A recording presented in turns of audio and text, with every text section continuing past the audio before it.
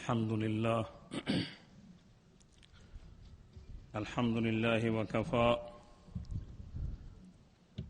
والصلاة والسلام على سيدنا ونبينا محمد المصطفى وعلى آله وأصحابه وبارك وسلم. أما بعد، فأعوذ بالله من الشيطان الرجيم. بسم الله الرحمن الرحيم. يا أيها الذين آمنوا ادخلوا في السلم كافة ولا تتبعوا خطوات الشيطان إنه لكم عدو مبين. صدق الله خالقنا العظيم. رب اشرح لي صدري ويسر لي أمري واحلل عقدة من لساني يفقه قولي. سبحانك لا علم لنا إلا ما علمتنا إنك أنت العليم الحكيم. قال الله تبارك وتعالى في شأن حبيبه: إن الله وملائكته يصلون على النبي يا أيها الذين آمنوا صلوا عليه وسلموا تسليما. اللهم صل على سيدنا ومولانا محمد وعلى آله وأصحابه وبارك وسلم. سروران گرامی و حضار محترم،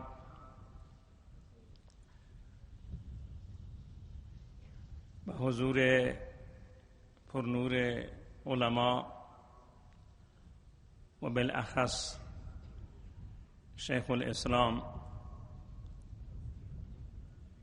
جای من اینجا نبود که سخنرانی بکنم، اما دستور بود و امر بود. الامر فوق الادب.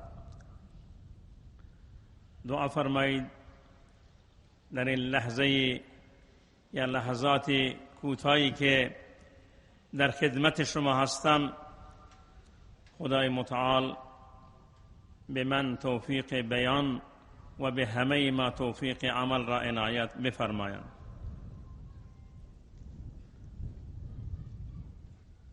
آیه 28 سوره بقره که ششمین ندای یا الذین آمنو هست از قرآن مجید، به حضور شما تلاوت شد.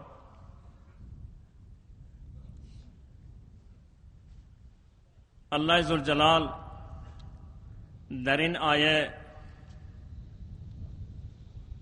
دو موضوع را بیان می فرمایند. یکی ادخلوا فی السلم کافه و دوم ولا تتبعوا خطوات الشیطان انه لکم عدو مبین. علما می فرمایند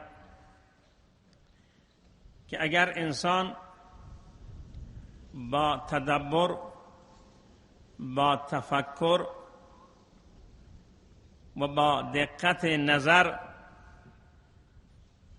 به این آیه توجه بکند، توجه داشته باشد، در حقیقت این آیه کل قرآن هست.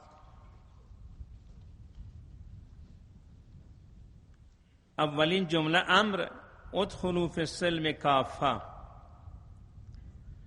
و جمله دوم ولا تتبعوا خطوات الشیطان. امر و نهی خداوند در این دو آیه آمدن. هرچی که دستور خداوند هستند، چه 500 آیه احکام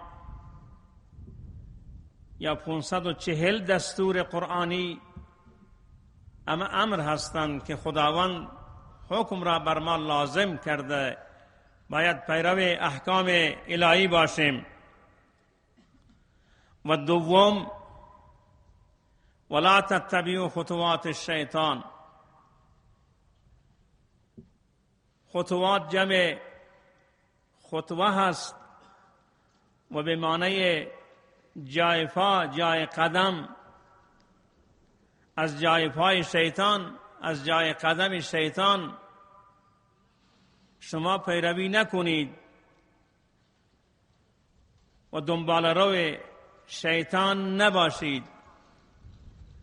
هرچی که منکرند، هرچی که چیزهای بدند، در ضمن ولا تتبعوا خطوات الشیطان، چرا از قدمهای شیطان خداوند می‌فرمایند پیروی نکنید؟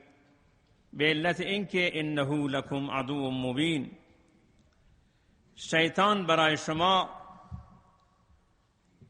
دشمن آشکاری هست.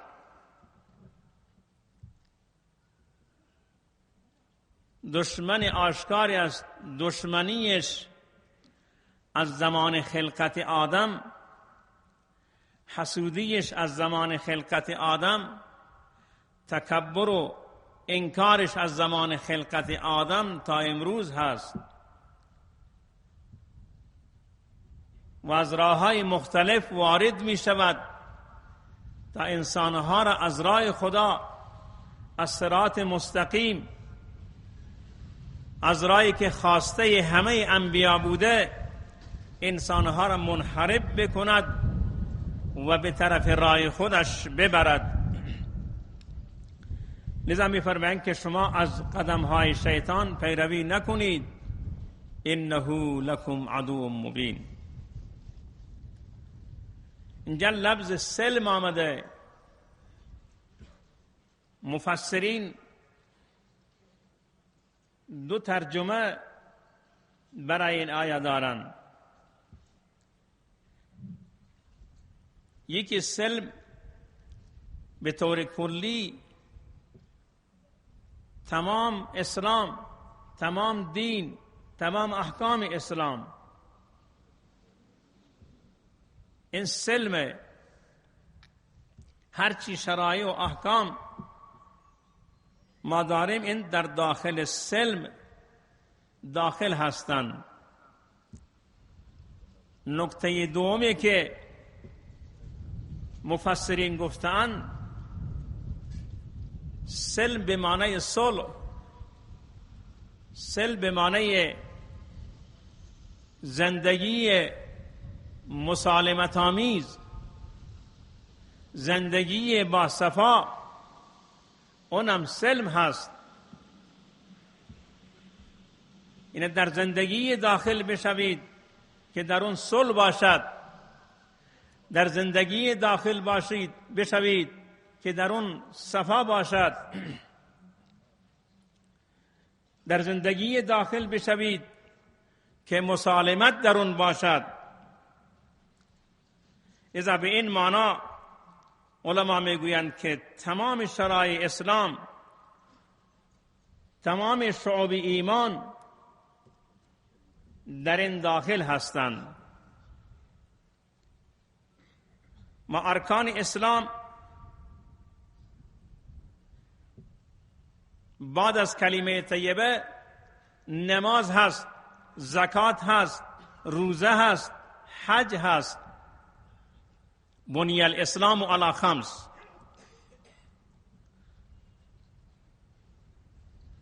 ارکان ایمان 6 تا هستند. ایمان به خدا، ایمان به ملائکه خدا، ایمان به ملائکه،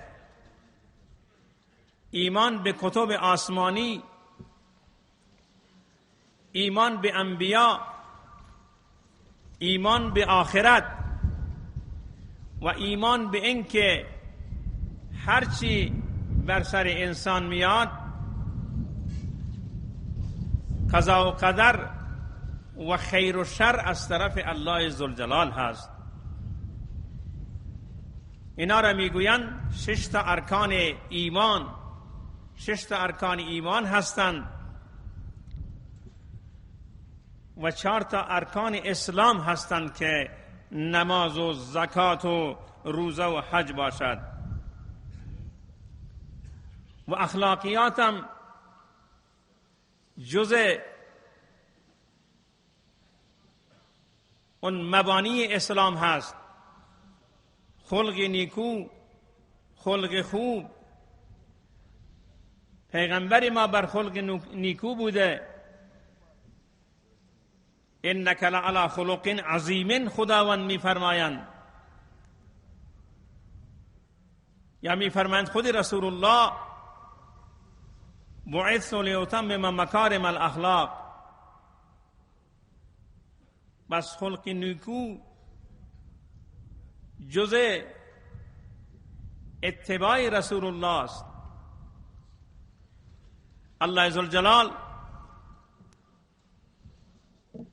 در قرآن به رسول الله می‌فرمایند ولو كنت فظا غلیظ القلب لانفضوا من حولك. اگر تو فظ بدزبان و غلیظ القلب می بودی، صحابه بزرگوار، مسلمانان، مؤمنان از اطراف شما می رفتند و در کنار شما کسی نمی ماند. امروز اگر جامعه ما را قبول نمی کند، مردم ما را قبول نمی کنند و در جامعه و در میان مردم جایگاهی نداریم، باید به خودمان برگردیم، نگاه بکنیم که خلق من، اخلاق من، طبیعت من، برخورد من با مردم چطوری هست. اینا جزء خلق نیکو هستند که انسان خوش زبان باشد، خوش برخورد باشد، خوش معامله باشد، راستگو و درستکار باشد. اینا جزء اخلاقیات ما هستند.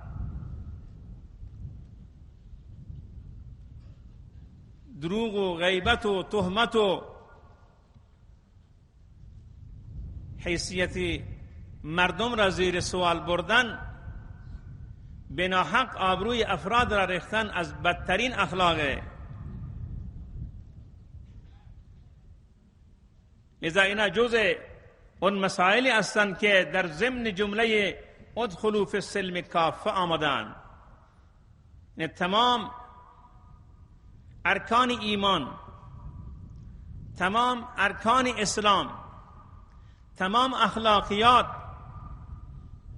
اینا در لفظ سلم داخل شدن. این همه شما در این موضوع داخل بشوید. جمله دوم در آیه ولا تتبعوا خطوات الشیطان.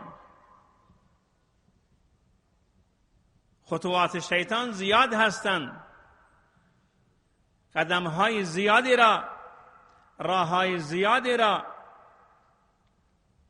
شیطان گذشته و طراحی کرده تا انسان‌های خوب را از راه درست منحرف بکند.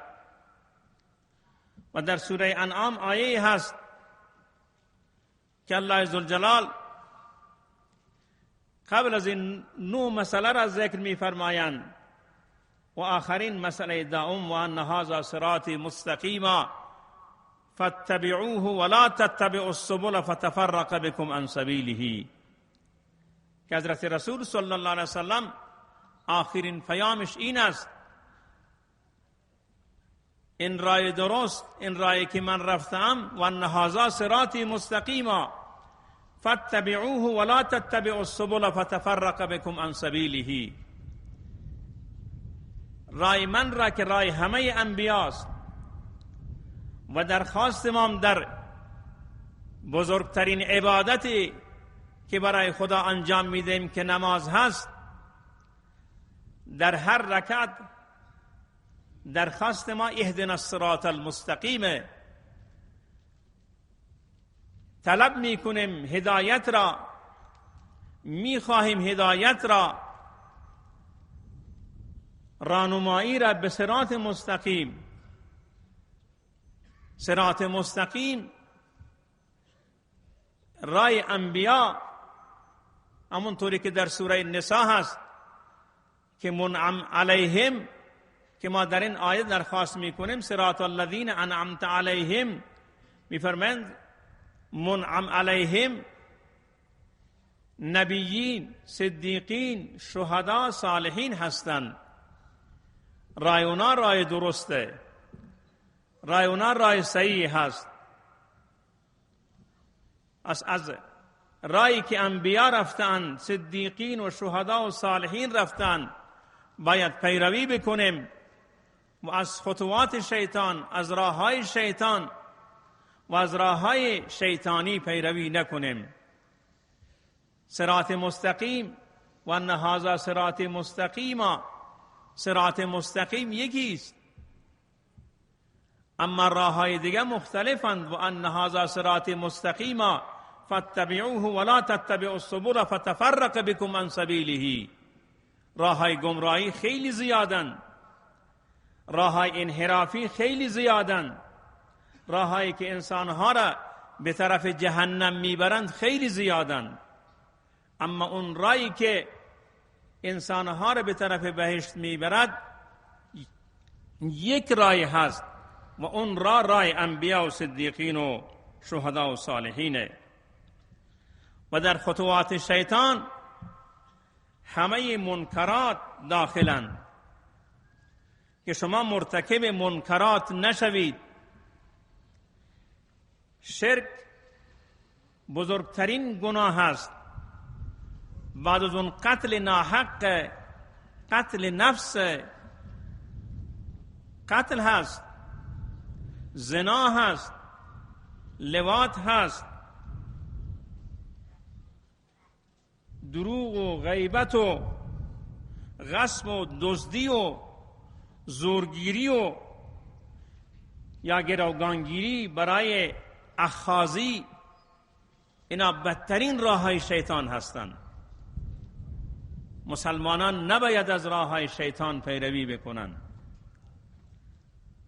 مسلمان نباید کسی را بکشد. مسلمان اجازه ندارد که علیاذ بالله عفت و پاکدامنیش را برباد بکند. مسلمان اجازه ندارد که مشروب بخورد. مسلمان اجازه ندارد که مواد مخدر استفاده بکند. مسلمان اجازه دزدی و رشوه و غیره را ندارد. اینا را اسلام به اون اجازه نمیده. جایی که دزدی باشد امنیت مالی نیست، جایی که شراب نوشی باشد عقل انسانها سالم نمیماند، جایی که زورگیری باشد هیچ کسی نمیتواند به خیابان بیرون برود. لذا مسلمانان باید از این اعمال خودداری بکنند. اختلاف و درگیری جز خطوات شیطانه، اعتیاد جز خطوات شیطانه. اینا همه جز خطوات شیطان هستند و مسلمانان باید از این اعمال دوری بکنند. جامعه‌ای که در اون خطوات شیطان حاکم باشد امنیت نیست، امنیت جانی، مالی، حیثیتی، آبرویی، امنیت ناموسی اینا وجود ندارند، چون در اون جامعه خطوات شیطانه. ما تا میتوانیم مسائل اخلاقی را، مسائل اسلامی را در جامعه حاکم بکنیم. اگر مسائل اسلامی، مسائل قرآنی، حرام و حلال، گفته‌های پیغمبر، گفته‌های بزرگان اگر در جامعه باشند، حاکم بشوند، امنیت در اونجا هست. الذين آمنوا ولم يلبسوا ایمانهم بظلم، کسانی که ایمان دارند ایمان خود را مخلوط با ظلم نمی کنند که اولین ظلم شرک، ان الشرک لظلم عظیم، و در صحیح بخاری از ظلم دون ظلم، ظلم تنها اون شرک نیست. اگر انسان از یک کسی یک خودکاری را به زور بگیرد یا به تمسخر بگیرد و به استهزاء دوباره برای خود اون را قرار بدهد، امون هم ظلم هست. وقتی که ظلم نباشد، از شرک گرفته تا ظلمهای دیگر، خداوند می‌فرمایند که امنیت در اون جامعه حاکم می‌گردد. اولئک لهم الامن و هم مهتدون. امنیت میاد، هدایت میاد. ما اگر هزارها مردم را استخدام بکنیم برای اینکه امنیت را برقرار بکنید، وقتی که ایمان و عمل صالح و حقوق دیگران را نشناسیم، در اون جامعه ظلم حاکم می شود. وقتی که ظلم حاکم شد، امنیت را به هم می زند. وقتی که امنیت به هم خورد، راههای هدایت هم گم می شوند. لذا مسلمانان باید از چیزهایی که بد هستند از اینا دست بکشند.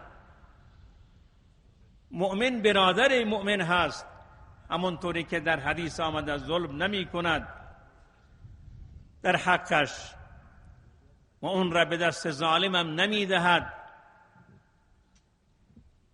و امنیت را از اون سلب نمی کند. ما حق را به حقدار برسانیم، این بهترین خدمت. امروز در جوامع بشری اگر ما می بینیم که امنیت از بین رفته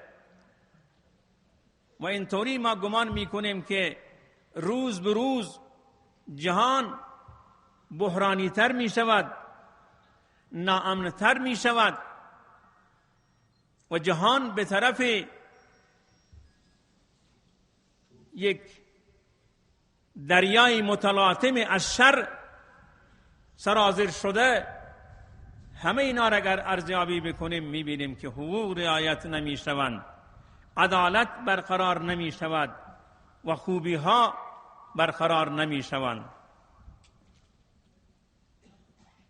من وارد مسائل روز نمی شوم، نه، مربوط به شیخ الاسلام هستند که انشاءالله از بیاناتش مستفیض بشویم. اما من این پیام را به همه عالم میرسانم. اگر شما میخواهید که امنیت، صلح و خوبی، زندگی مسالمت آمیز بر عالم حاکم باشد، ادخلوا فی السلم کافه، در صلح مطلق بیایید. قرآن 1400 سال این را گفته. اسلام صلح مطلق است، سلم صلح مطلق است و به این طرف بیایید، حقوق همه را بشناسید. وقتی که حقوق دیگران را شناختید، همه اقلیت‌های دینی، همه اقلیت‌های قومی از مسائل که حق اونا بود بارمند بودند و ظلم و اجعاف نمی شد، بدانید که اونجا امنیت قطعا میاد.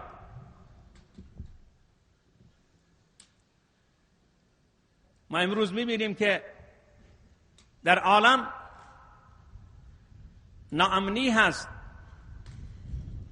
اونایی که در محکمترین کاخه ها هستند میلرزند،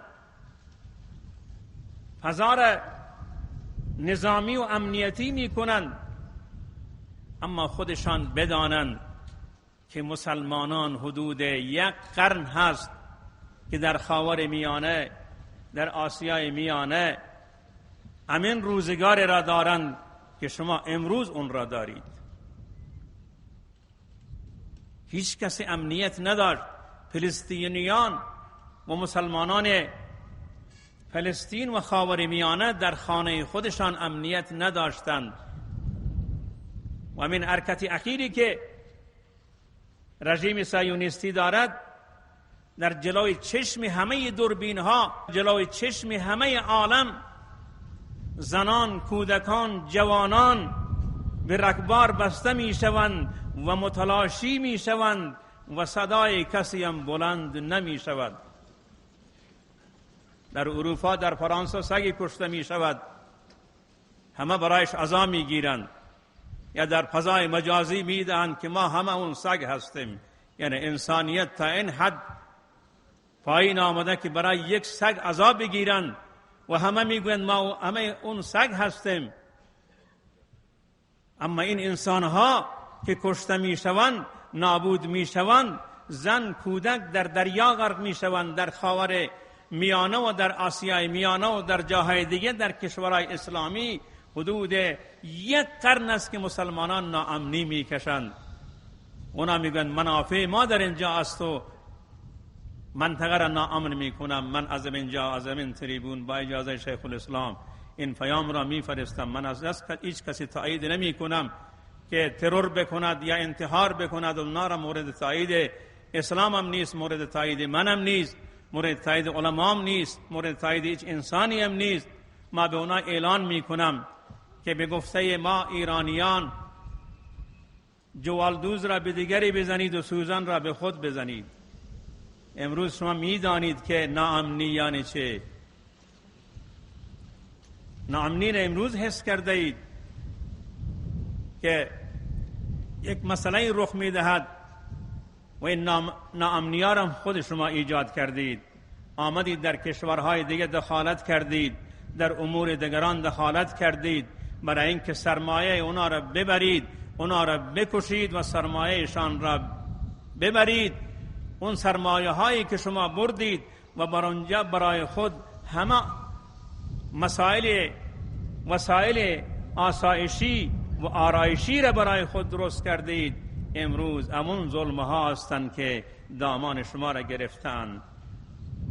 و این پیام را میگویم اگر یک جایی یک کسی یک کاری میکند، نباید مسلمانان مورد اذیت و آزار قرار بگیرند، نباید به مساجد حمله بشود، برای اینکه نه اسلام اینطوری کارها را خواسته و نه علمای اسلام اون را میخواهند و نه هیچ کسی روشن فکری و انسان سالم اون چیزها را تایید نمی کند. اما نباشد که به اصطلاح ما گناه کرده در بلخ آهنگری، به شوشتر زدن گردن مسکری، و اینطوری نباشد که شما هر کسی را دیدید اون تروریست حساب بکنید و اون را بگیرید و مورد شکنجه و آزار قرار بدهید. این آخرین پیام من هست که انشاءالله به گوش همه جهانیان برسد که مسلمانان تعالی تحمل کردند و